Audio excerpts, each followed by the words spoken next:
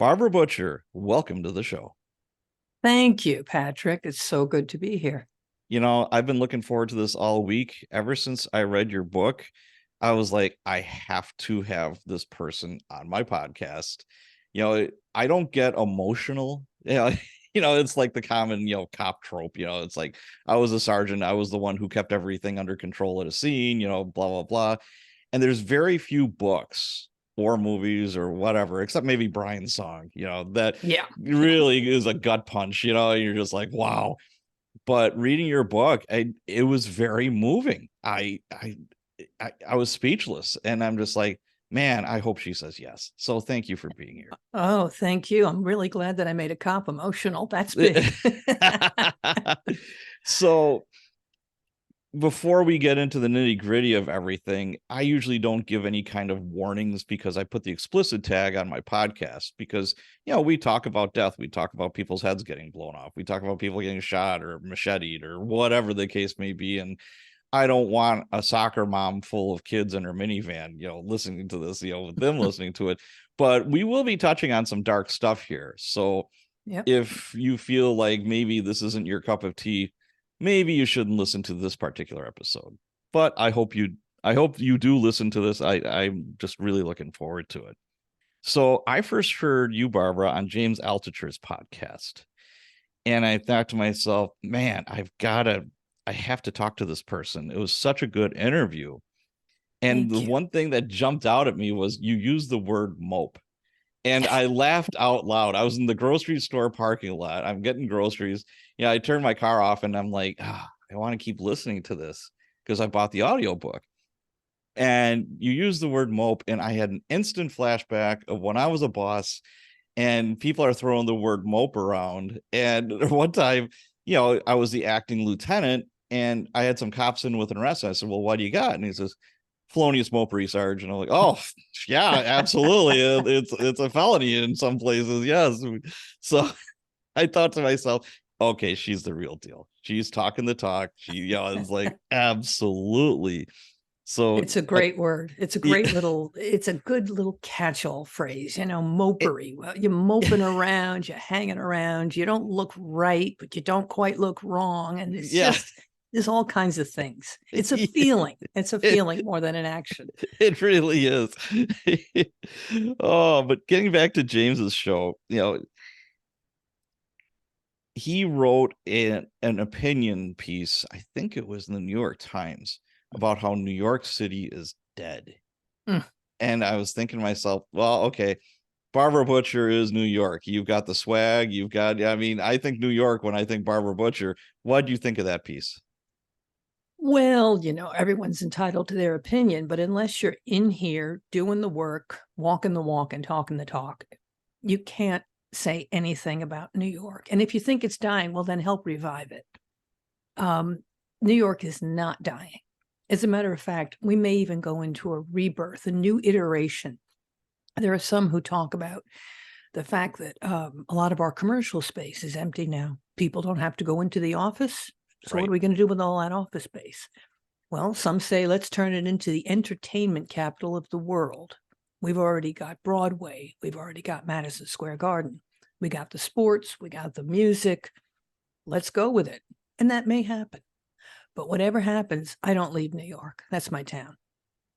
Okay. Yeah, I know Seinfeld shot back. He did kind of a opposing scene to that. And I love James. I listen to his podcast quite religiously. And James, if you're listening to this, I'd love to have you on the show, and I would love to be on your show. But it's a good show. It's a very good show. And I was just interested to see what your take on that was. And the thing that I shouldn't say bothers me, but when people throw out big, not accusations, but big statements like that, you should have some kind of solution to the problem. It's like, I'm going to say, these cars are speeding up and down my car, my street, all night and all day, blah, blah. I'm like, well, did you talk to your alderman? Did you call the police? Did you do anything? Or do you even have an idea? That's what your city councilman is for. Right, They got people exactly. that sit there and listen to your complaints all day long. Yeah, it's good for him. So, first off, I wanted to thank you for your honesty and being vulnerable in this book and this interview. That's not an easy thing to do. How did you come to terms with that? Writing this book, there's a lot of personal stuff in there. I mean, did you just throw caution to the wind and say, heck, let's just do this? No, they had to drag me kicking and screaming. Are you kidding? You know, I don't do vulnerable. I'm a death investigator. We Right. learn to detach, just like police officers. We learn to detach from our feelings. If you got emotional at a scene, you see a woman and her child killed. Of course, your heart goes on fire, but you have to shut it down so you can do your work, get justice for the family, get justice for the victim, right?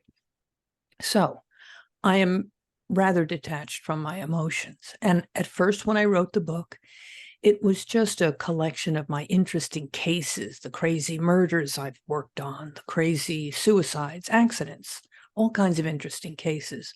And then my editor said, "Where are you?" I said, "What do you Ah. mean? I'm over here writing." He said, "Where are you in the book? Where are your feelings? What did you see and hear and smell? What did you feel?" I said, "Oh, okay, I can do that."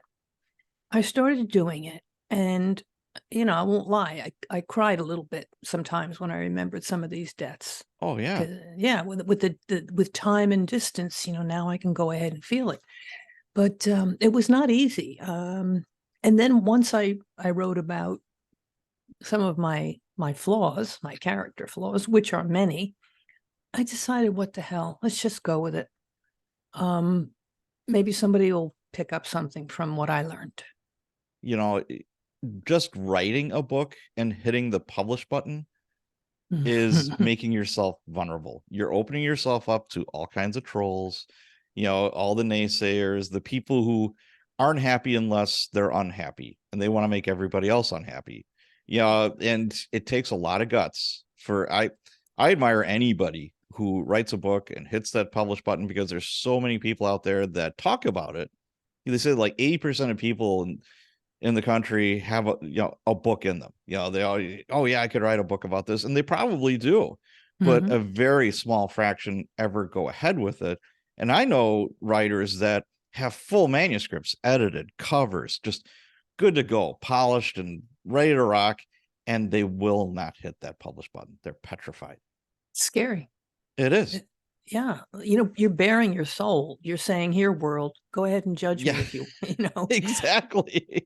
That's And, but I learned in certain programs that I have attended that what other people think of me is none of my business. I gotta live my life best I can, and if other people don't like my life, that's okay. They are entitled to their opinions. gotcha. So you were born and raised in New York, correct? Mhm. Born in Brooklyn, raised on Long Island, Massapequa Park, per se, home of the guy that was just arrested for the Gilgo Beach murders, Ooh, look which at is that. astounding to me. I mean, this case has been going on for 10, 11, 12, 13 years now. Wow. Yeah, Holy serial catfish. killer, and they finally picked him up where? 3 blocks from my house. So, Really? yeah, Wow. yeah, yeah. Oh, Dang. wait, accused. What's the Right. word? Yeah, yeah, the Yeah, accused. Yes, accused accused, serial killer. suspected. Yes, yes. Yes. Now, how many people did he kill, do you know? Or 11. holy wow, that's a Yep. lot. Yep. Dang. So you're one of 9 children, Mhm. and well, we're all good Irish Catholic people, right? So yeah, Yes. How did you it's guess? it's what we have to do. I mean, both my parents are from Ireland, full disclosure. Ah. So, it's like if you weren't Irish, you have to be Catholic. And if you're not, there's a small percentage that are Protestant, and everybody else is an alien from another planet, according to my Mhm. mom. So that's just the way it is. So Well, one of 9, and your dad was a copper in NYPD, correct? yes, I was the oldest of 9. My dad was with NYPD since the late 1940s, right after the war. Came Wow. out of the Navy, joined the force, and worked his way up all the way to deputy inspector before he retired. Um, and it was something that was of great admiration in the neighborhood. everybody loved having a cop. When he came home in his uniform, all the kids used to run to see him. It was a big deal. Well, I'll tell you what, one thing that they taught us in the academy, and it was 100% true, was everybody on your block is going to know you're a cop. Whether you come home in a uniform or not, does not matter how much you try to hide it or whatever, everybody's going to find out. Yep. Yep. And You wear the job, even Oh, without the uniform. It's all over you. that's very true. So, any other family members or friends become police officers? Sure. Let's see. I had an uncle. No, my cousins. I have 3 cousins who are cops on my dad's side, and an uncle who's a firefighter, who was a firefighter. None of us kids became police officers. I wanted to, but that was back in the late 1960s, and women weren't quite so welcome then. Mm. And I wore glasses, so that wasn't that welcome either. In fact, I think back then you had to have perfect eyesight. But that's what my father told me. He didn't want me to go on the force. He said, look, they're gonna take you, they chew you up, spit you out, they'll destroy you. So we want better for our children. And I can understand what your pops is saying, because with my kids, I don't want them to be cops. It's a great job. It has given me so much. I mean, yeah, there were bad times and there's politics and there's BS, but any job where you're serving others is so fulfilling. And you don't realize that until you have that job. And that is my biggest takeaway. If anybody's even thinking about becoming, a cop or a firefighter or whatever, again, anything of service to humanity, boy, you can't get any better than that. I don't think. It's God's work. Yeah, it is. So you were thinking about becoming a cop, but it did not happen. So we'll fast forward here. I jump around a lot in my interviews. Lots of dead bodies that you've been around. Your bio on Amazon says 5,500 death scenes, 680 were homicides. Did you ever, I'm trying to word this the best way. Did you ever encounter or have any feelings of like ghosts or like any kind of weird stuff going on at a death scene or like after? Not in any cases that I investigated specifically. However, well, first of all, people used to ask me, isn't it kind of spooky at the morgue? Isn't it full of ghosts? And I explained that no, people didn't die there. The people died elsewhere, and that's where their ghosts would be, if there are any.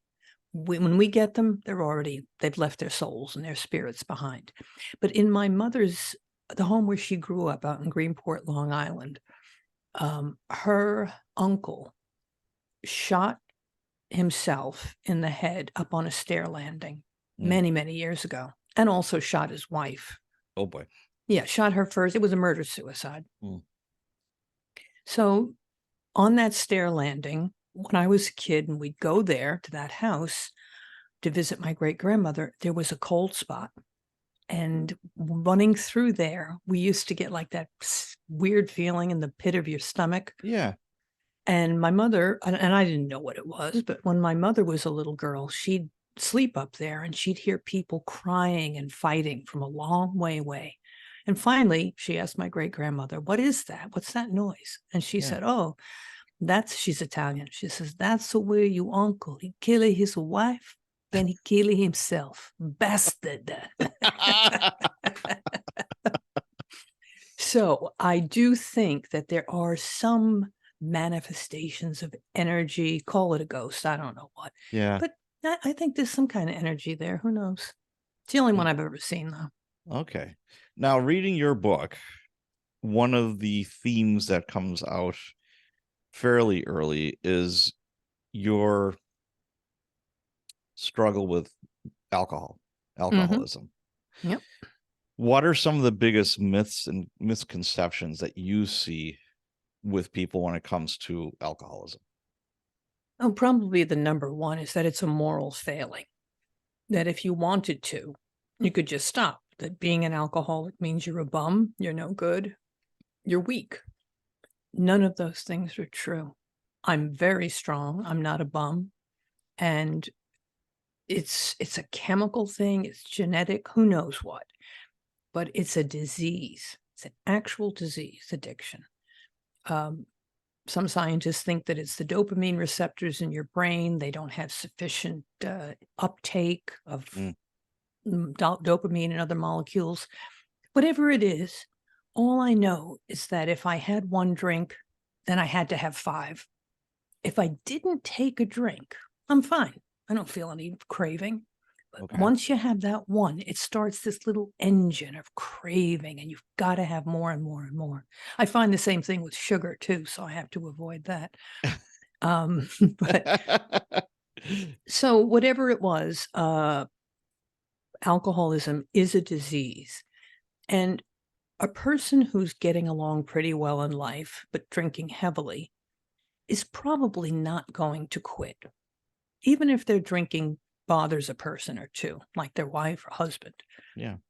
But then there comes a time when suddenly it all goes bad, because inevitably it will. And that's when you hit, they say you hit bottom, you hit rock bottom. For me, that was one summer night. I was out with friends, and we were at a little Chinese restaurant where they gave out free wine with dinner. So, of course, I'd make an appetizer and an entree stretch 2.5 hours so I could have all the free wine. And it tasted just like turpentine. Came right out of a box. It was terrible, but I loved it. And once I started it, I couldn't stop. So I got very, very, very drunk that night. Then we went out and met other friends and had more drinks. I don't know what happened after that. It was a complete blackout. I'm told that I gave all my money to a beggar in the street. And I asked him, "Are you going to use this to buy drugs?" He said, "Yeah." I said, "Oh, good. That's honest of you. Here's $80. So, yeah, I know. Stupid, right? So I had a blackout. I fell in the street. I fell up the stairs, which is hard to do unless you're really drunk. And I woke up on the floor in a tangle of sweaty sheets, and I felt sicker than I had ever felt in my life. And looking around me, I saw my little apartment. It was 170 square feet, a shitty little studio. That's a closet. That's not an apartment. No, it's a closet. Yep. A shitty little place on Riverside Drive in Manhattan. And the windowsill, the one window was filled with dirty pigeons sitting there pooping on my windowsill and clucking and driving me crazy. And that was my life. I worked off the books in a button store. And when I woke up so sick, so overwhelmed with the wastedness of how I felt, I realized I don't have a life. I have nothing. How old were you? Let's see, that was 1991. So I was 40 years old. Okay. All right. I mean, you're an educated person, and before the drinking and all that, what did you do for a living? I had a master's degree from Columbia University. Yeah. I had a bachelor's degree in science, and I was a physician assistant. I was working in surgery. Then I became a hospital administrator. I had great jobs. Yeah. But the drinking sort of went up and down, up and down. I'd go through phases, but I always managed to control it. But then for me, it's all about loss. Loss is my big trigger. In one period of time, I lost my great job as a hospital administrator. My relationship broke up. My brother died of a heroin overdose. Oh. And then I lost my apartment. My landlord took it over. And so I lost everything, my identity, my family, it was a mess. And then I really went to town with the drinking. Yeah. Did you talk to like friends or family, or reach out to them and saying, "Hey, things are getting really bad here. Could you help?" No, I don't do that. Who asks for help? I'm too arrogant. Until that one day, that I woke up on the floor, that's the first time I asked for help. I walked into an AA meeting and I stayed. I stayed for 32 years. I'm still sober. Wow. I was going to ask you, do you remember your first meeting? Oh God, yes. I was so embarrassed. I thought, oh my God, who are these people? I don't want anybody to see me going in because then they'll think I'm an alcoholic. Come on, honey. Everybody knew.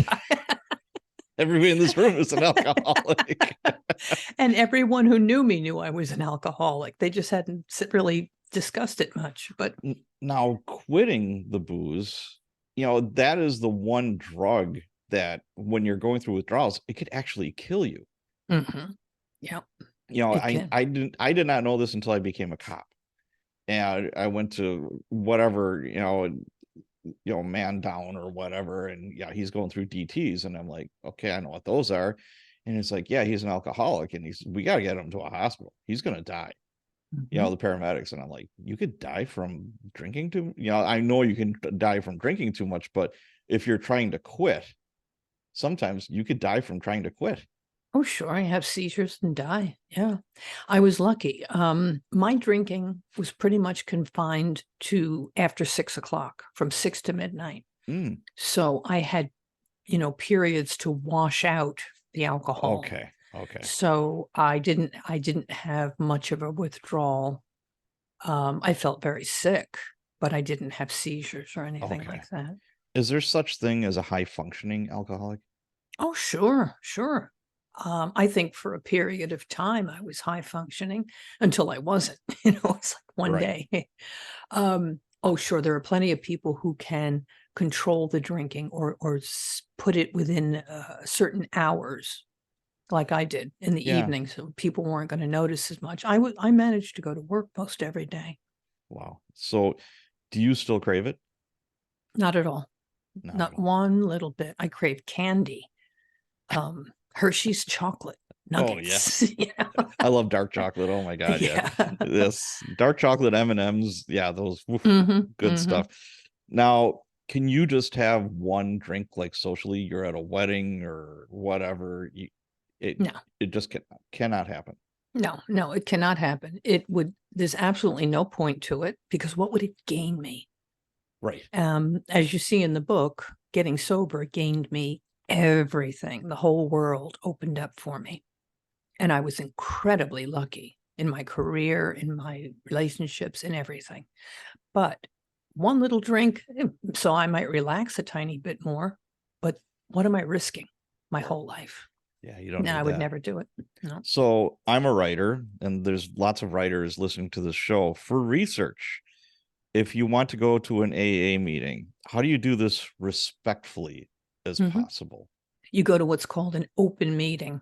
If you go online, you see where the meetings are in your town, and you look for open meetings. And those are meetings for alcoholics or people who are curious about alcoholism, or, they have questions about their own drinking. Everyone's welcome. Okay. So what good came from your alcoholism? Everything. You see, one of the things you get as an alcoholic, if you're lucky enough to live in certain states like New York states, you get what's called vocational help. I got something called EPRA, the Employment Program for Recovering Alcoholics. You don't need to go to AA to get this. You just need to be an alcoholic in recovery. And they give you training. They teach you how to work among people, how to be humble. And they give you all kinds of fabulous tests, Minnesota multiphasic, the Myers-Briggs personality, this, that, and the other thing. And at the end of those tests, my counselor said to me, Barbara, you should either be a poultry veterinarian or a coroner. Poultry veterinarian. I saw that in the book and I'm like, what in the hell is a poultry veterinarian? Chickens. Taking care of chickens. I said, well, wait a minute. Why poultry? I understand veterinarian because I'm good at diagnostics, as a PA and working in surgery. And I said, but why poultry? He said, well, if you work with puppies and kittens, you're going to get upset when they die. It's too emotional. But chickens, they got beady little eyes. Nobody cares about chickens. I said, I'll take the dead people. I'll take coroner. Because I figured, if the person's already dead, I'm not going to get attached. I'm not going to get emotionally bereft. Like when I lost a patient, I used to be very upset. So I didn't realize, though, that those dead people have families. Yes. They have families who you have to work with, you have to comfort and help. And that's heartbreaking work. Really, really heartbreaking. Certainly is. So how did you get your job at the medical examiner's office? How did that happen? Well, my counselor in this EPRA program, he said, I want you to call a person in New York who you think has the best job in the world. Ask them if you can just come in and talk to them about their work. People love talking about their work. So I called Dr. Charles Hirsch, the chief medical examiner, and he was so gracious. He said, sure, come on in. And we talked. He told me about the work. I didn't know it at the time, but they had an opening for an investigator, and they offered me the job. Well, I damn near fell on the floor. It was like, wow, this is a dream come true. Because when I was a kid, I got a dissecting kit as a gift and a frog in formaldehyde. And I loved doing little experiments, opening it up, see how it died. And the kids in the neighborhood would bring me their little roadkill, squirrels and raccoons and stuff. And I'd look and say, oh, yeah, you see those tire treads? Right across the center of the abdomen there. That's what happened. He got run over. So I was always interested in science, always naturally curious. Actually, I'm quite nosy when it comes down to it. But this was a dream job, investigating deaths. It was almost like being a cop. I could hang out with cops. I could do exciting things. Oh, I was so happy. What did your dad say when you told him that you got a job at the MEs? He was a little nervous. He said, don't forget what I told you. New York City, you work for the city, they're going to get you. They're going to kill you. It's soul crushing work. I said, all right, I'll do it. I don't care. Now, when you were younger, did you watch the television show Quincy? Oh, of course. Love that show. Yeah. So Quincy he's on the scene and he's investigating with his faithful companion Sam, and he's at the scene, and then later on he's cutting up the body, and I'm like, it doesn't work like that. But and the beginning is about as cheesy as a 70s TV show could be, where he's living on a sailboat with some babe in a bikini, and he's wearing a sweater vest. Here's some old ME guy wearing a sweater vest, and oh yeah, the chicks really dig that. Oh yeah, definitely a chick magnet. Oh yeah. Most people are not aware of what a medical legal death investigator does, because on TV they have a forensic pathologist who drops what he's doing at the autopsy table and runs out to a homicide, right? Starts poking around, hanging with the cops. He's interviewing witnesses. He's solving the whole case himself. That's not it at all. Forensic pathologists don't go out to scenes generally. They're in the middle of autopsies. So what the forensic pathologist learns in an autopsy is the cause of death: gunshot wound, cancer, heart attack, stab wound. And what they don't know, though, is whether or not this is a homicide, a suicide, or an accident, or a natural. For that, they need the context in which the person died, the death scene. So it's the job of the medical legal death investigator to go to that scene, work with the police, examine the body, examine the scene, record it with photographs, diagrams, and interview the family members or any witnesses along with the police. We work together. Then I write a report and hand that over with the photographs to the forensic pathologist. And now they see, there was a gun at the scene. It was in his hand in a sort of a spasm. There was gunshot residue along the web of his hand. And it was a contact wound to the side of his temple. And the doors were locked, and there's a note. Okay, it's a suicide. But you can only tell that by understanding the context of the scene. So that was my job, to find the manner of death. That's what I was gonna ask about next, is the cause and manner of death. Those two things are different. Mm-hmm. So you get on the job. Was there on the job training, or how did they train you up?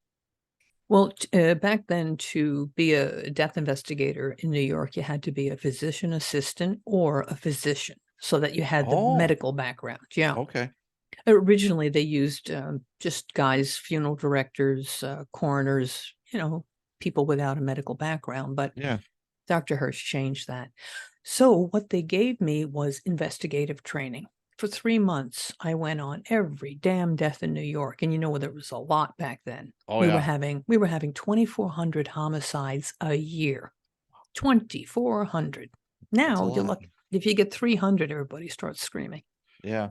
But we were seeing them all day long, and I would go on every case. Then I went to NYPD at the academy for their homicide course and their criminal investigations course, then special victims. I went to the FBI Academy they have a week-long scene investigation Yeah. course.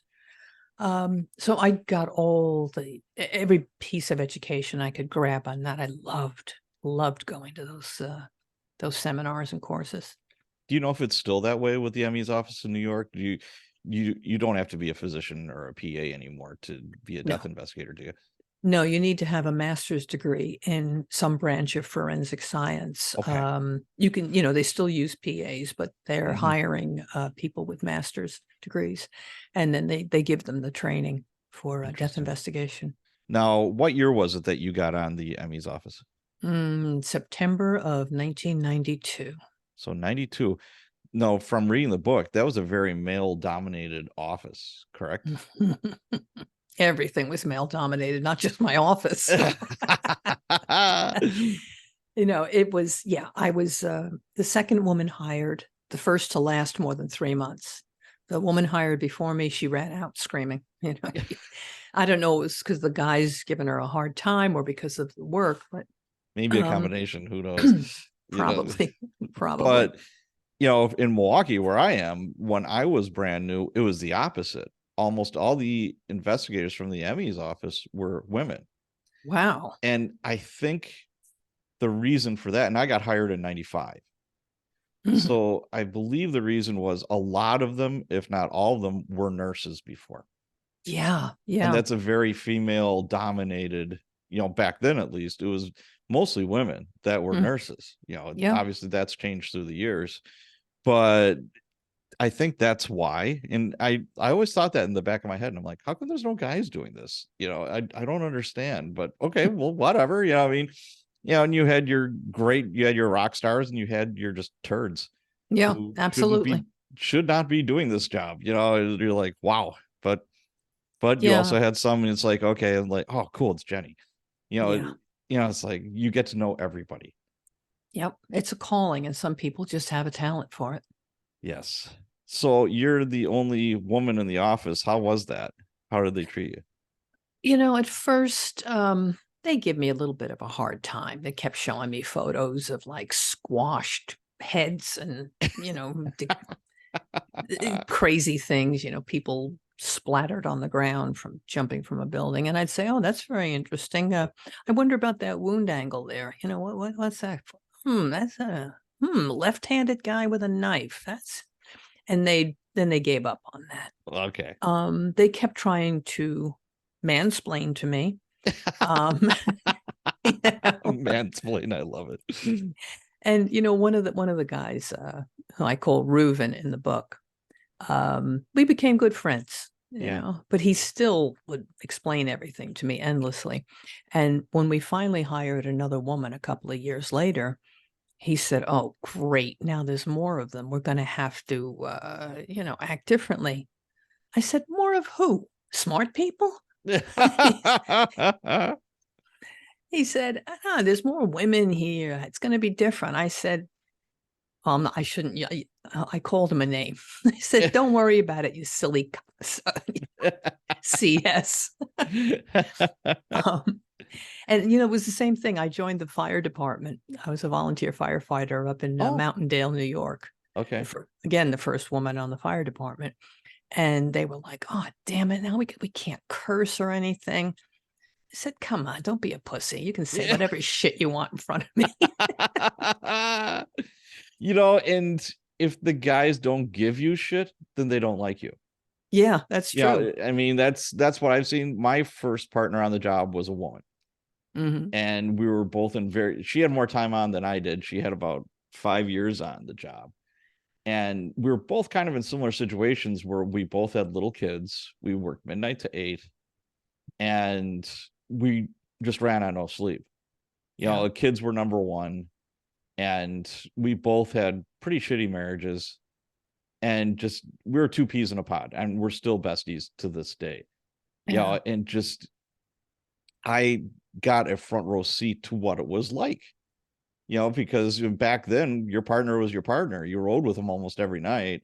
And, family barbecues, birthdays, all that kind of stuff, you become very, very close. That partnership is a beautiful thing. It is. And unfortunately, with police numbers dwindling like they are, I still have friends that are, active police officers now, or I see them at the gym or whatever, and those days are dissipating. And I'm like, I don't like to hear that, because that was your therapy. Yeah. It's 3 o'clock in the morning. You're talking about something ugly that happened either on the job or something that's shitty at home. Yep. That's your sounding board, is your partner. And I've had great partners. I went out, had a beer with one of my partners last night, and we were partners 15 years ago, Yeah. thereabouts, just, yeah. And that makes me sad that that's kind of going out the door. And I hope it rebounds, just, oh, that's terrible. Yeah. It's emotionally necessary. That's a lifelong bond. It is. So, do you remember the first ever job that you went out to as an investigator, or the first one you went out to solo? Yes. I remember my first solo case. My first during the training, there were just too many. Sure. But my first solo case, I was so excited. What a feeling, right? Yeah. I had a homicide over in a park along Riverside Park near a basketball court. And I got there and I had a little trench coat on, just like the cops, Yeah. suit, little trench coat. And it was a couple of guys, and they're like, "Hi, who are you?" I said, "I'm Butcher from the ME." They're like, "Whoa, Butcher." Cool name, honey. And I decided, well, I'm going to show these guys what I could do. And, it was one of those unsolvable homicides. It was a guy with no ID, no name, no nothing. Nothing. He had sweatpants and a T-shirt. That was it. And not even a pair of sneakers. He was barefoot. So nothing we could tell about him. All he had was a gunshot wound to his head in the middle of an open field. Well, what the hell are you going to do with that? So as I examined him, I started looking at that gunshot wound, and I said, this is a very close contact wound. We've got blowback. We've got the is there like burn? Yeah, like we've got burn? Okay. Yeah, we've got emanation of brain tissue from the skull, and we've got the powder burns that rim the burn from the inside of the hot gun barrel. Right.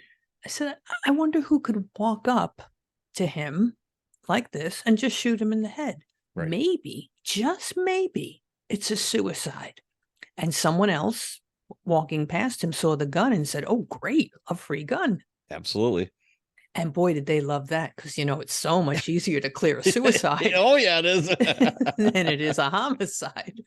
So, they had respect for me at that moment. They said, "Wow, she's keeping an open mind. She's looking at all the options." And, I became friends with those guys. And of course, being the goofy little newbie that I was, I said, "Would you guys mind taking a picture with me? This is my first homicide." So we all stood in a nice little group, and my driver took a picture of us, and I was really excited. I kept that on my bulletin board for years with a little label, "My first homicide." Oh, I was my very gosh. proud of that. Do you still have that picture? No, someone took it off my bulletin board. I'm so mad. Oh, Would love to have that. that's so wrong. Oh my gosh. Yeah. So you're on your way, obviously you start building confidence, more skills as you're going along here. What's your self-talk on your way to a scene? Or is there like a way that you try to psych yourself up or get mentally prepared for this? Oh, sure. When they called dispatch, when an officer called dispatch and say, I've got a homicide in the 2-4 precinct. And then the dispatcher would call me and say, it's a homicide. I said, no, no, no. It's not a homicide until I say it's a Yep, homicide. absolutely. So I had learned early on through AA, of all places, they said, take your hands off your ears and put them over your mouth. Learn to listen, I love it. Don't have preconceived notions. Don't make assumptions. Don't walk in there thinking it's a homicide. Walk in there thinking it's an open case of a deceased person, period. And that's what I did. I would go in there and I'd ask the HMFIC, the head mother in charge. You can say fuck, that's okay. Okay, the head motherfucker in charge. I'd identify him from the police department. I'd walk up, ask him, what do you got here? And he'd give me his, whatever information they had. And then I'd go over and I'd start observing the scene. Before I even went to the body, I'd just try to take the whole scene in.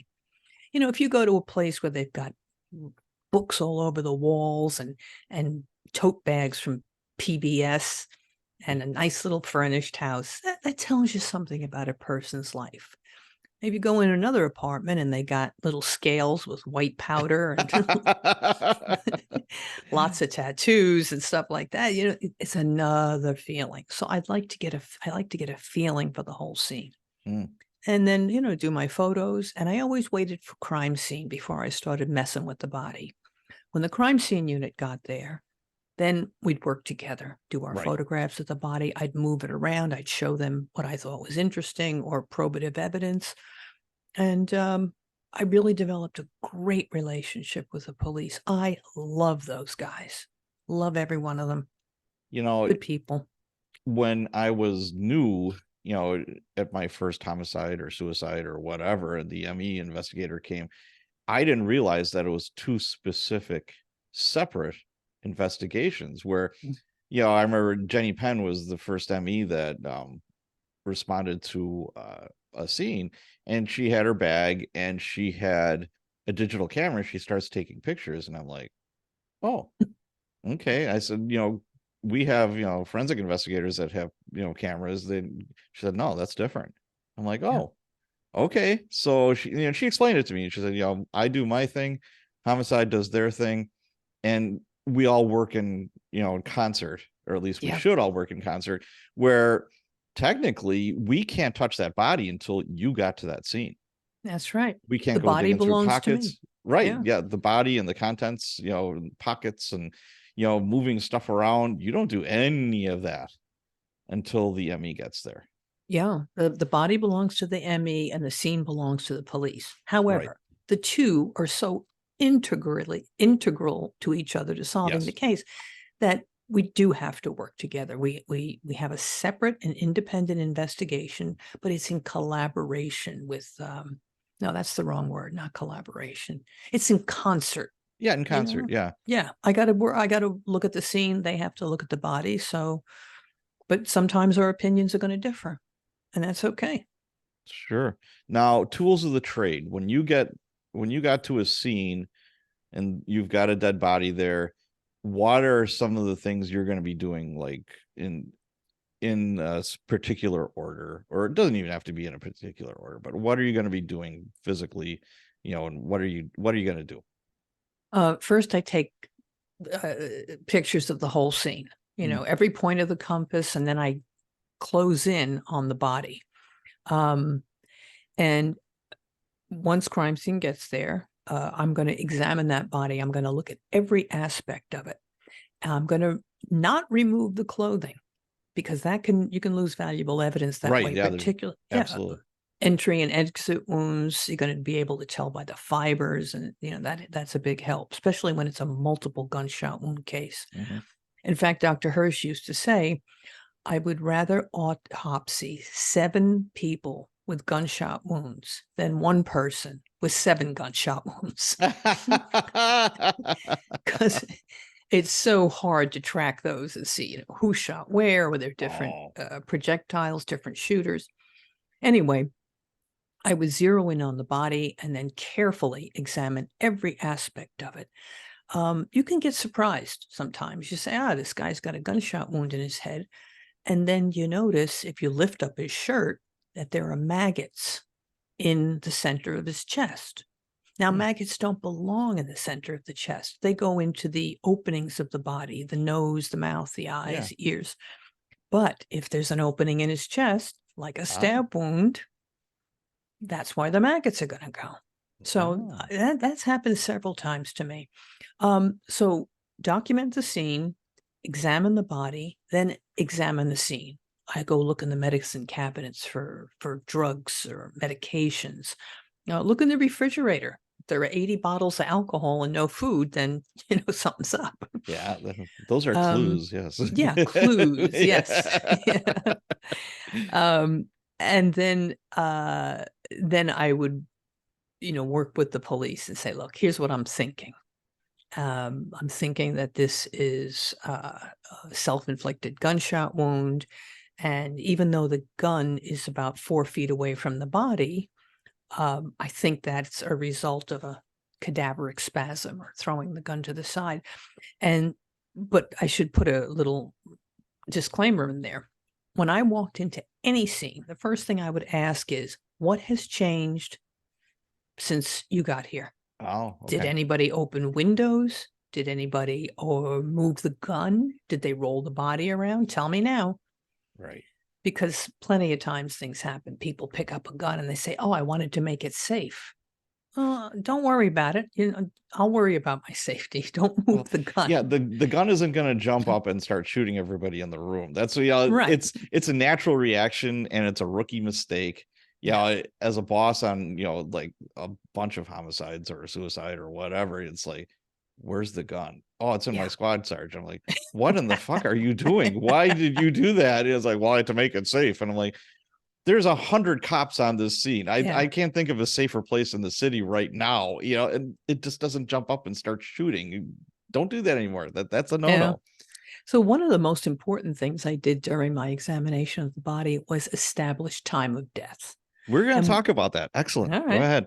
So, everyone knows about rigor mortis, but what most people don't know is that it's a product of muscle movement. When we go to the gym and exercise or even just move around a little bit, it's like a chemical reaction, ATP, ADP, blah, blah, blah.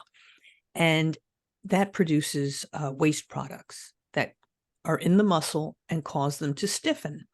But if we have blood circulating, it washes those waste products away. In a dead person, that muscle tissue is not washed with blood anymore, so it stiffens up gradually over time. It appears as if it starts in the head and works its way down to the feet, but that's not true. It's small muscle to large muscle. So the jaws, the neck, fingers, arms, then the legs, the large muscles of the legs.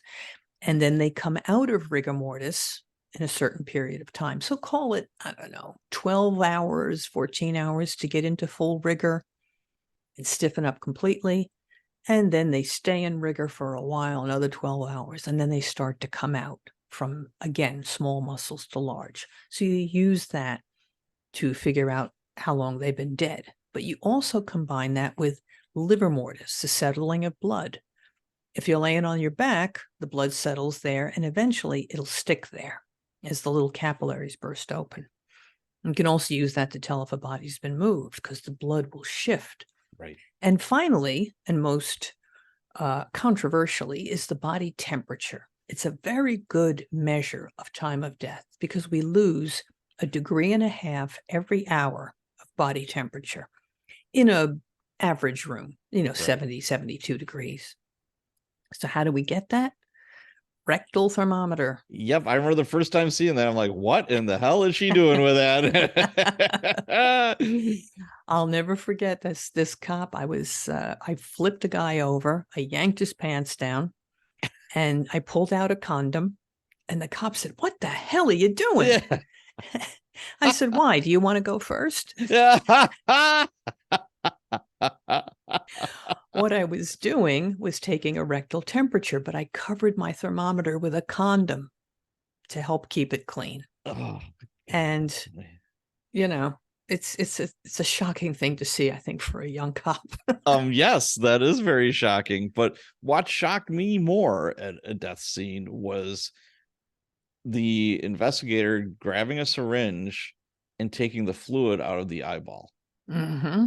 Mm-hmm. Oh my God. I remember the first time seeing that, and I'm like, what kind of ghoulish thing is going on here? Could you kind of go through that a little? Sure, it's good for toxicology, but also there are some jurisdictions that are using potassium ion balances of the eye fluid to help. It's called vitreous to help determine time of death. I don't know that it's specific or in wide use, anywhere. But in New York, we used to let we'd wait till the body got back to the autopsy room. Oh, okay. And they draw that fluid during autopsy and use it for toxicology. Yeah, our people would do it on the scene. Mm. And my jaw just dropped. I remember the first time seeing it, and I'm just like, oh boy. And it's funny because Jenny was just like, and that's one of the reasons why we don't have the loved ones in the room when we're examining the body. And I'm like, Yeah. totally understand that. Yep. I get it. So other tools of the trade that you would bring with you to a job? Tweezers to pick up loose things like bullets, that would pop out of the chest suddenly, or hair. Paper bags, of course, to put over the hands and then tape them with evidence tape. Never plastic bags, because then there'll be mold that will destroy your biological evidence. And what else did I bring? Just little envelopes for evidence. Nothing really special. Interesting. The best thing I brought was an open mind. Yeah, and a notebook. Yeah, and a notebook. Oh, yes. If you don't write it down, it didn't happen. Exactly.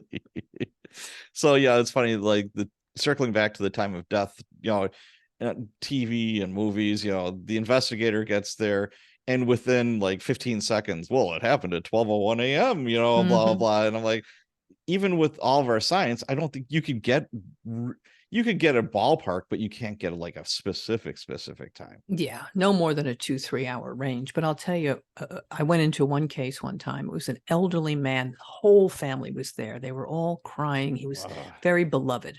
Yeah. And one of the daughters said to me, "Can you tell us what time he died so that we can have a mass set for him for that time?" I said, "Sure, of course." I was a rookie. I thought I could do anything.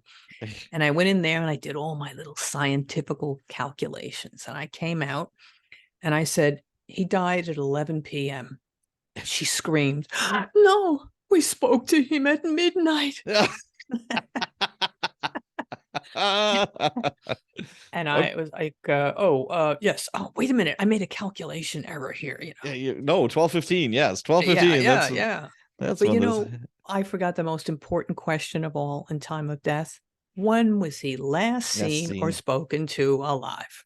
Right. Period. I never made that mistake again. And and then going back to like body temperature and all that, there's so much that could be changed with environment. Sure. I had a jumper that wound up in Lake Michigan, and he bobbed back up like a week later. He was a missing person.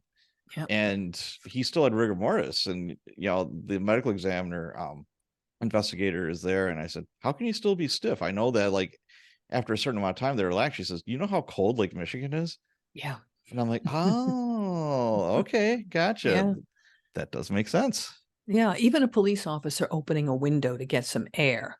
If I take 3 hours to get there, that's going to adversely affect the body temperature. It's going to throw my calculations off. Yeah, I could totally see that.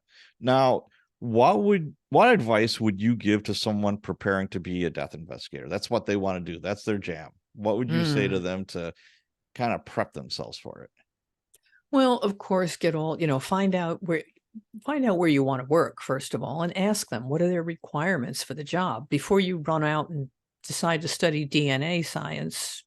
Find out if that's going to be the appropriate degree for this job. Right. But the main thing to do is prepare your heart. If you have no feelings, then you are no good to the family because you become cold, you become indifferent to their feelings. But if you have too many feelings, you're going to destroy yourself. Yes. So when I was in training, I was watching a medical examiner do an autopsy on an 8-year-old girl who'd been Oh, smothered and raped. oh my God. And my heart was pounding. Sure. I was in such emotional pain.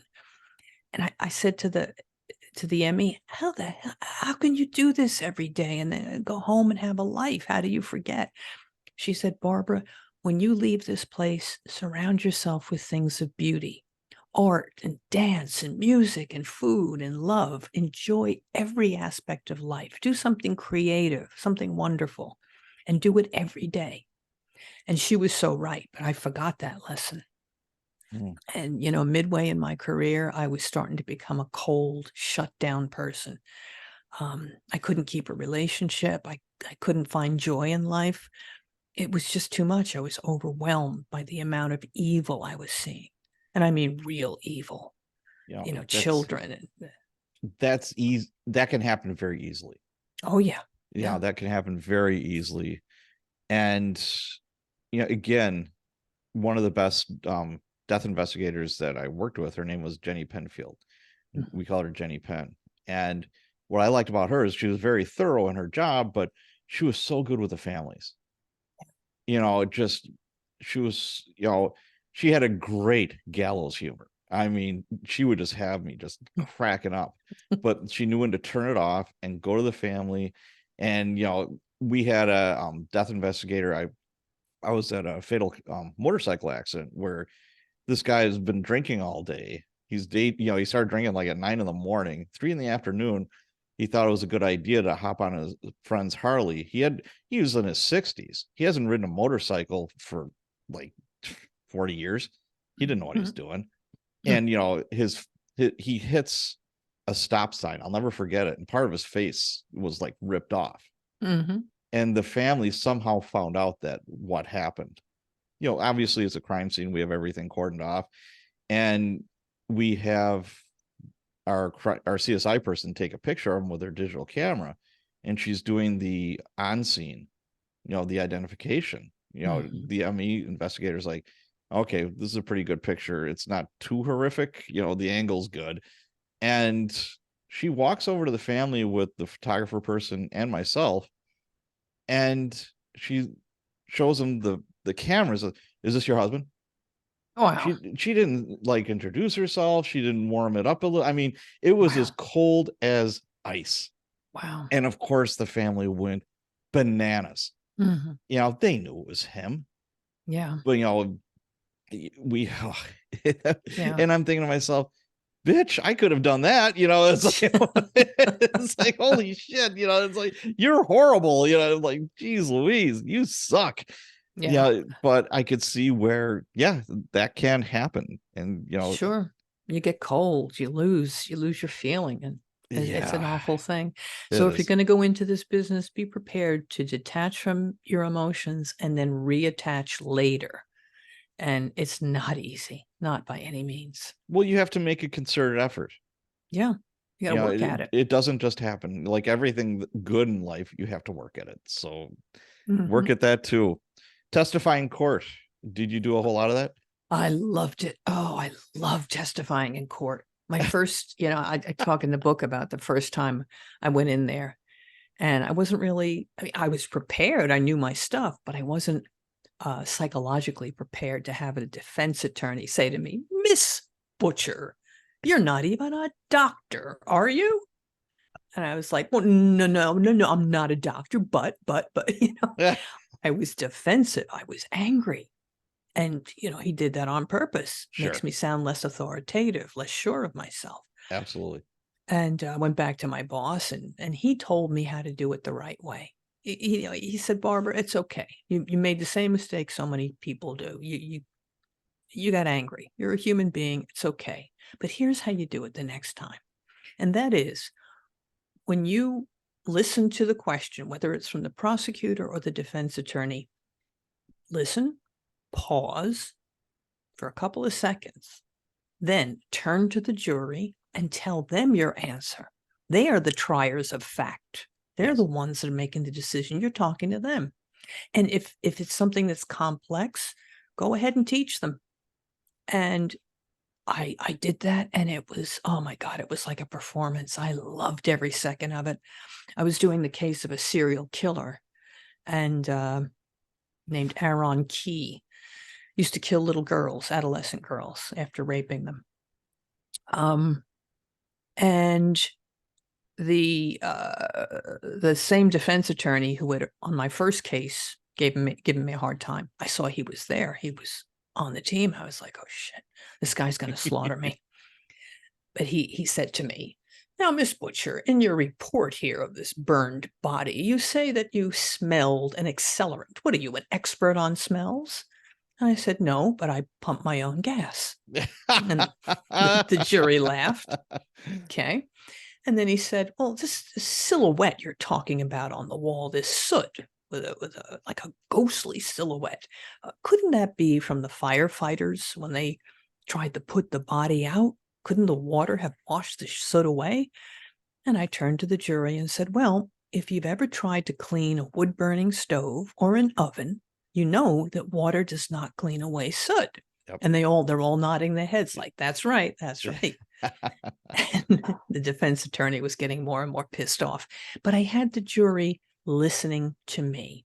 I was professional, I was calm, and I was giving them useful facts. And that made all the difference. I loved doing it.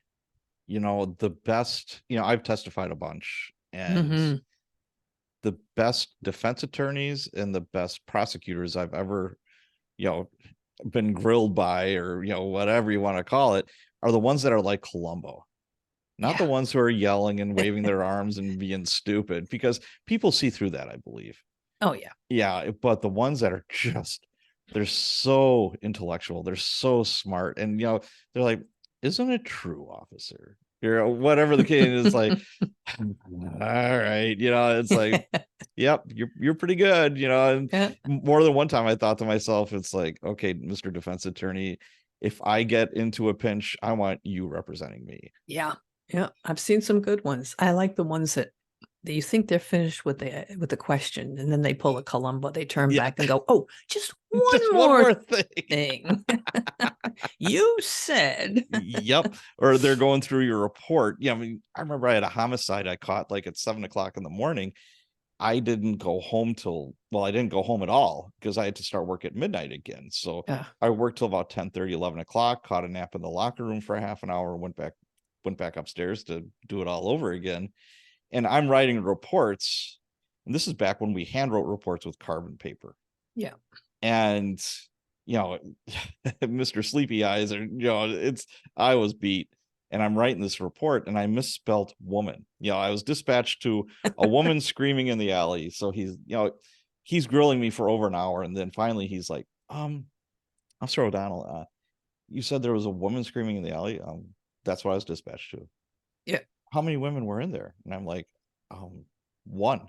Well, in your report, here, let me get your report. Here's your report. You say, women, plural, WOMEN. Do you know how to spell woman? And I'm like, oh, man, if I could jump over this, bench and strangle you, I would. It is like, okay, I've been up for how many hours? Yes, I misspelled a word. But he was so slick, and I saw him out in the hallway after he was done with me, and I'm like, you know what? If I ever get into trouble, you're my guy. I like you. The people don't understand, it is confrontational, but there is a respect if you do it the right way. That's right. It's professional, and it's not personal. Exactly. So one thing that kind of jumped out at me when I was listening to your book was you taking DNA from people that are alive. we don't do that. I mean, a detective will do it or a police officer will do it, but ME investigators never did that. Yeah, we did that back in the day, when DNA was still very new. The police would, I'm sorry, the forensic pathologist would take DNA samples from the body of the victim. Right. And if they had a suspect, the police would bring them into us and we would draw blood. Wow. We'd pull hair from their heads. We'd pull pubic hair in rapists. I'd have to pull 30 pubic hairs from a guy. And, and believe me, I mean, that was not fun. No, I don't I think it would mean, be. no, not for them or me. But Right. Right. now it's just a little cheek swab, no big Yes. deal. But back then you got a lot of evidence. And so I did it. I got to meet some very interesting serial killers that way, some rapists, some really, really horrible, horrible people. And yet, the strange thing is, they seem just like you and me. That's scary. That is scary, That's really scary. Yeah. So with all of this death and just sadness and grief, you talked about the advice that you were given, detach yourself and go find some beauty in life. How did you do that? Like, what was your routine? I think the best thing I ever did, for a long time, it was very, very difficult. I'd come home and I'd put the sheets over my head. Like I didn't want to be in my body. I didn't want to see what I had seen. I didn't want to Right. think about it. And then I got a little house up in the mountains in the Catskills of New York. It was a cheap little shack, but Mhm. it was something I could work on. I could fix up. It had a stream in the backyard where there were trout, and it had land, like an acre of trees that I could look at and flowers. And that was probably the happiest place I've ever been. That house gave me something to create, to fix up. And it gave me a place to go and just lay in the grass. And then I got a dog and a cat. Yeah. And that was just so much fun having life around me. Sure. And it was an escape from the city, from death. Okay. Now, I read a book a long time ago. Well, I listened to the audiobook. It's called Weekends at Bellevue. I don't know Oh if you yeah, I know that book. Yeah. Yeah, Julie Howard wrote that. And what jumped out at me with that book was, she would check in. She was the main ER doc in the mental health wing of Bellevue. Mhm. And she would check in on Friday and she wouldn't leave till Monday. Yep. And her mentor was like, who are you seeing? Who do you have for a therapist? And she's like, I don't need one. And she's like, you're going to need one. Oh There's yeah. no way around this. You are going to need some help. And finally, it it does come to fruition where she is going to need some help, and she seeked some help, and it turned out well. But as far as you go, you know, is there any kind of like debriefings after No. like a horrific scene or anything like that? Nope. Nope, nope, nope. And that was a huge mistake. When I got promoted, when I became director of investigations, I think it was, I went to my boss and I said, Doc, the investigators, some of them are drinking too much. They're getting paranoid. They're miserable. And, we're seeing bad stuff. I think maybe we need a therapist. The boss said, no, Barbara, we're very, very strong people. We do this work because we can. We have unique talents. We're strong. We don't need it. I was like, okay. He was wrong. And the best therapy I've ever found is what you were talking about before. You have a partner to talk to.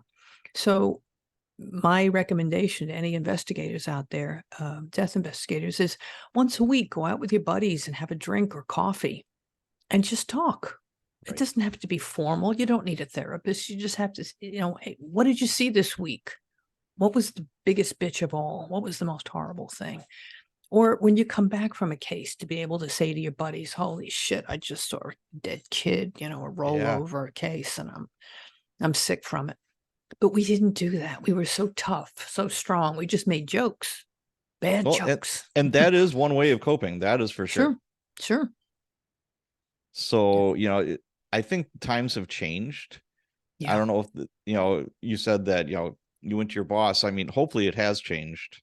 Oh, Where yes, changed a lot now. okay, good. It's Yeah. funny. I was being interviewed on a show in the UK, and I was telling the story of I got sent to a man with a rifle. He was shooting his rifle out the window, and the copper that got there before me, it was just the two of us. He parks in front of this apartment building. I'm like, what in the why are you doing that? That's the worst place in the world. This guy has a rifle, for God's sakes, and he's got the high ground. He's on the second floor. Yep. You're a sitting duck. And I'm all tactical. I got the shotgun and I'm like metering every corner and I'm being super careful going up and I can hear him talking upstairs. And I'm like, oh, okay. And he's just talking to dude.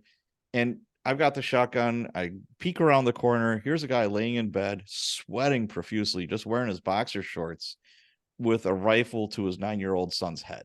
Oh, fuck. Yeah, that was my first thought. Oh, Okay. my God. And the cop that I was with hated overtime. And now we're like almost at 8 o'clock in the morning. We know we're going to get boned with some overtime here. But if we call the SWAT team and now it becomes a circus. You have negotiators, you've got the SWAT team, and finally he's just, and I can't get a clear shot. If I would have had a clear shot, I would have taken him out. Or if his finger was not on the trigger. Yeah. The shotgun is like the worst weapon in the world for this situation because it spreads out. And I'm Sure. like, oh boy, I don't want to hit this kid. And it was just a bad angle.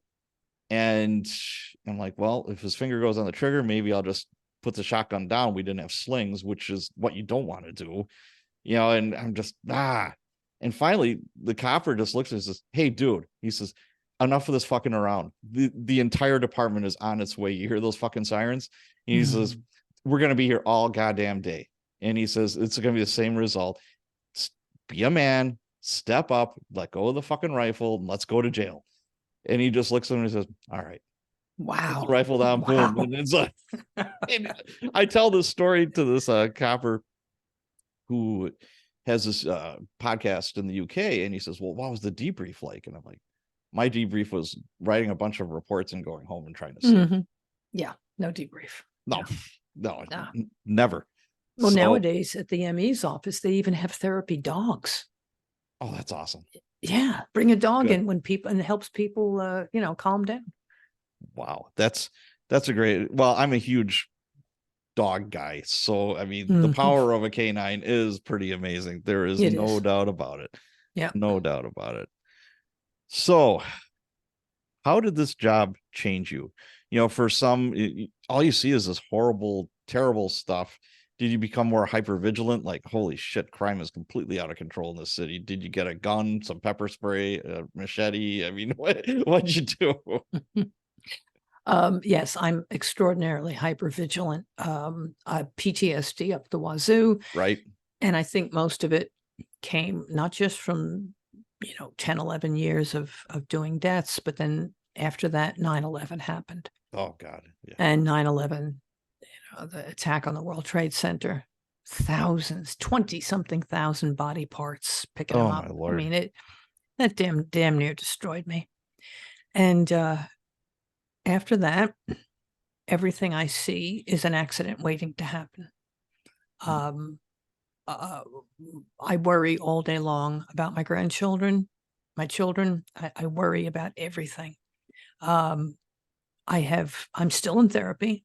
I still get therapy from the World Trade Center group at Mount Sinai in New York. Okay. I belong to a group, and we just try to work it out. We try to use our brains. We try to use reason to overcome this emotion of constant vigilance that something terrible is about to happen. And from reading the book that what destroyed me the most, I'm not certain, was it the job or was it losing the job? When you step away, for some of us, the identity is gone. Oh, right. Yeah, absolutely. Yeah, I became my job.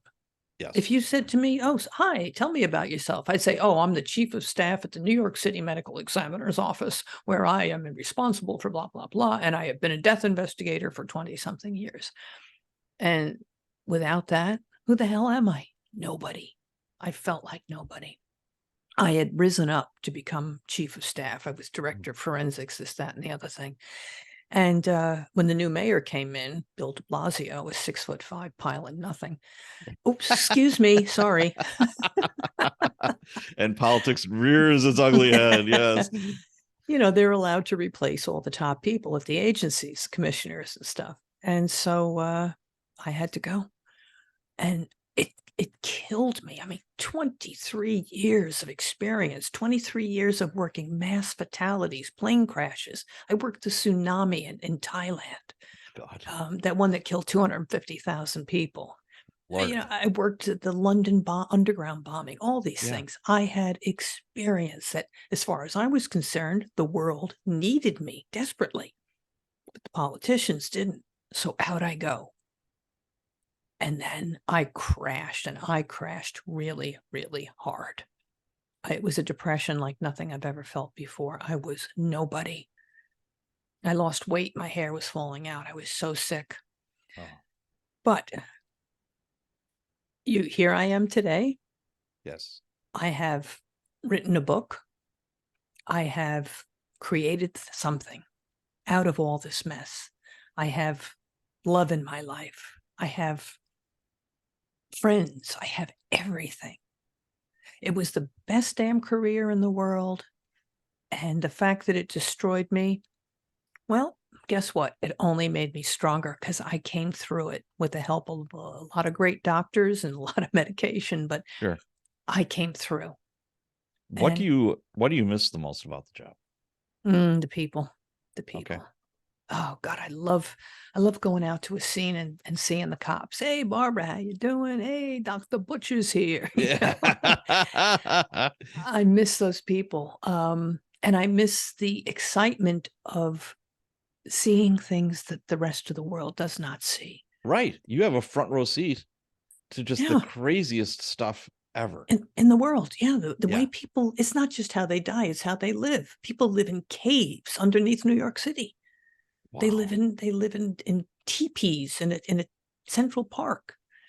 And they do the damnedest things. You know, you've seen some of these autoerotic asphyxiation and other Yeah. sexual related deaths.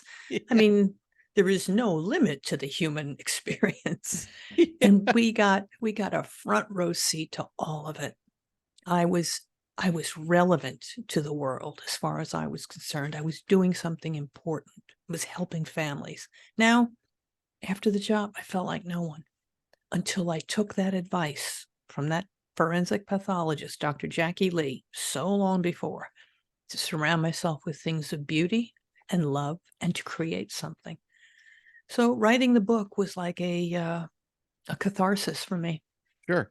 You know, what jumps out at me was you saying, that was my identity. Mhm. Because you know what? Every party you go to, every family function you go to, every whatever, it'll take a hot minute before everybody knows what you do for a living. That's You're right. not an accountant. You're nothing wrong with being an accountant or, like whatever. When you go into this type of job, now all of a sudden it's like, what's the craziest thing you ever seen? Yeah. Yeah, that's the first thing that they, oh my God, how do you do it? What's the craziest thing? And it's like, so I'm a huge fan of dig the well before you're thirsty. I mean, I knew my retirement was coming, and I saw a lot of my colleagues, like you said, crash and burn after they left the job. And because that was their complete identity. That was them. But you had yours snatched out prematurely. Yeah. Yeah. I So wasn't ready. that would be a double whammy. That's tough. That is Yeah. really tough. Yeah. So you wrote a book. Oh, wait, I got to ask one more question here. Going through all of this, what I have seen when people go through horrific stuff and witness horrific stuff, as far as like a faith in a higher power, some people become like born again Christians. They kind of flock towards that for comfort. And other ones just, I'm an atheist. There can't be a God if this shit's going on. What happened to you? Or did that affect you in any way that way? I landed somewhere in the middle. Okay. In AA, I had learned about a higher power. You don't have to call it God. You don't have to go to a church. You just have to accept that there's something greater than you in the universe, something higher and stronger, and use that. So I do consider myself not a religious person, but a spiritual person. I believe in something up there that created us, and I appeal to him or her with, I say my gratitude every day. I talk about what I'm grateful for. I just look up at the sky, and I just think about what can I do to be a little bit of help in the world on a daily basis. It can be anything. Hold a door for somebody, or maybe talk to someone down off the ledge. Whatever it is, Right. I do it. It doesn't have to be huge and dramatic. No, Yeah. just a small thing. Right. Whoever So, is up there, thank you. okay. So you wrote a book, What the Mhm. Dead Know, Learning About Life as a New York Death Investigator. What a dynamite title. Thank you. Did you come up with that, or how did that come to fruition? That was tossed back and forth between me and my editor. It was lessons from the dead, then what the dead told me, or what the dead know. Yeah. And it probably was one of 15 titles that got tossed Some around. iterations. Okay. Yeah. And ultimately you'll see in the book what the dead do know that we don't.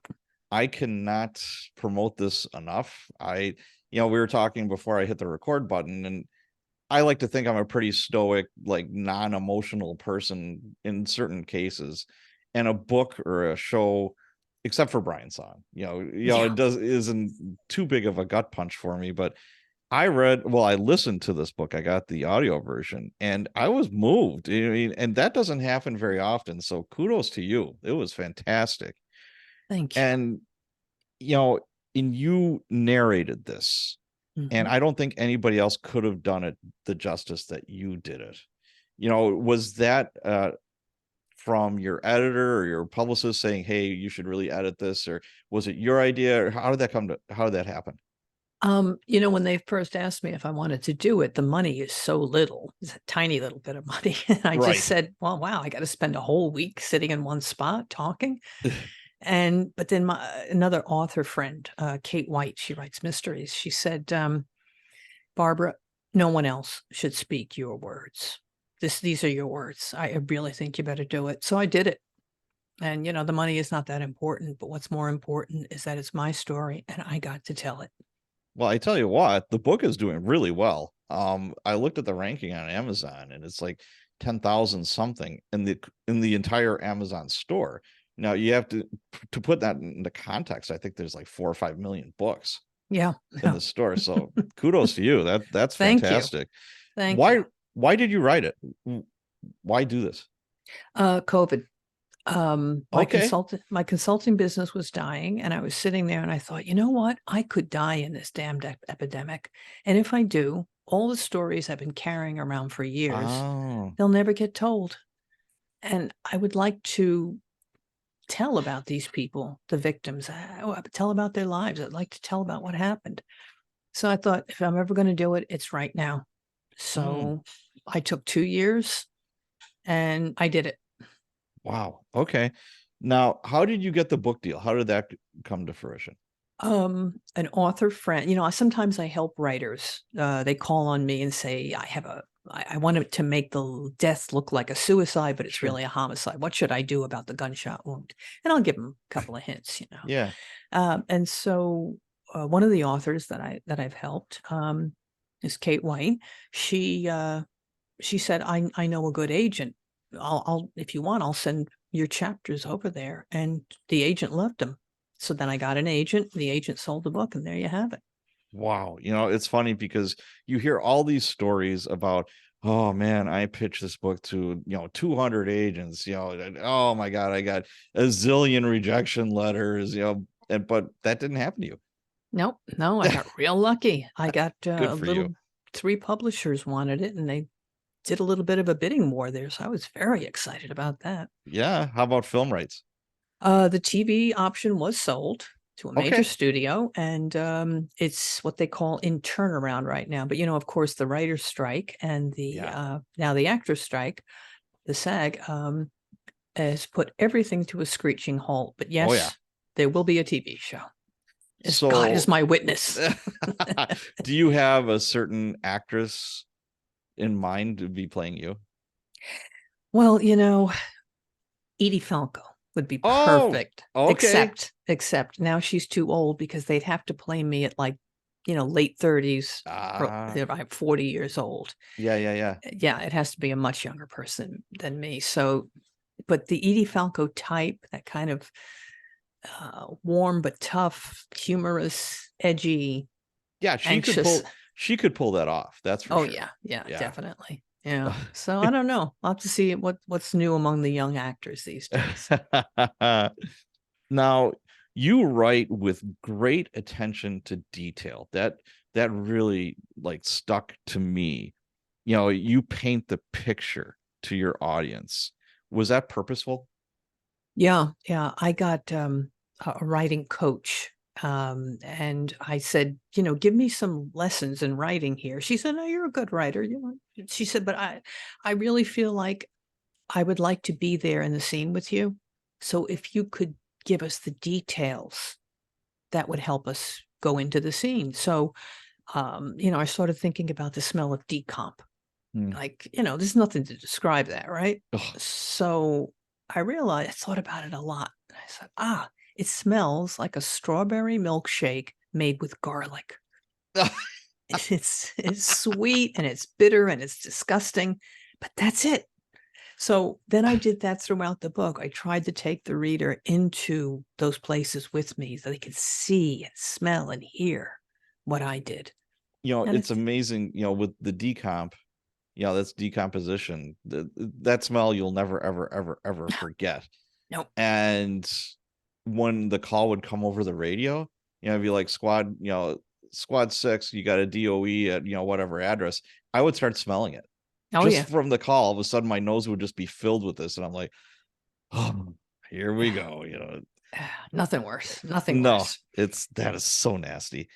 So what is your writing process? Did you have a certain word count goal every day that you tried to get? Did you have this elaborate plot like a bulletin board, or how did you do it?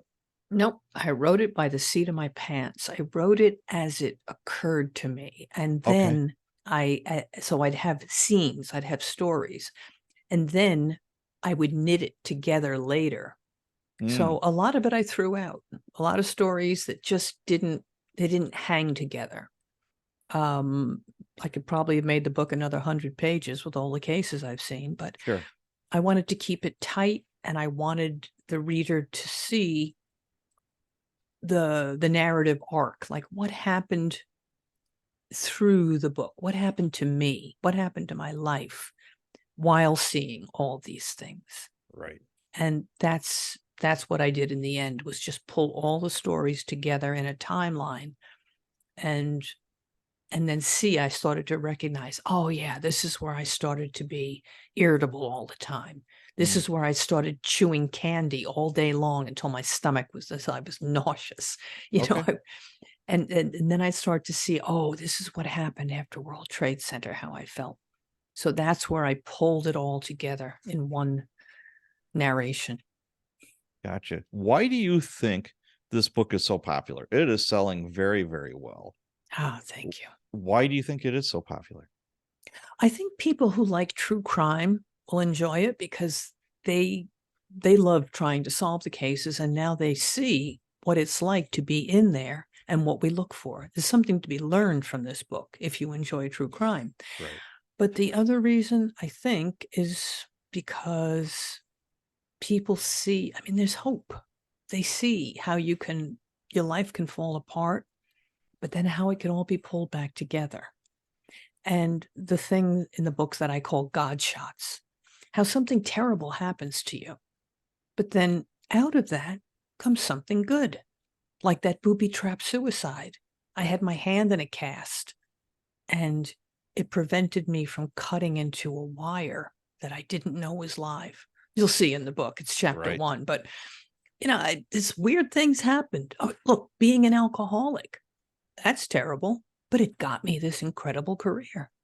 Sure. So there's a lot of that in the book. And again, I can't understate how it is moving. It is emotional to go along with you on this journey. And the last book that I listened to, because I love the audiobooks, was When Breath Becomes Air. Have you ever listened to that? Yeah. Yeah. Wow.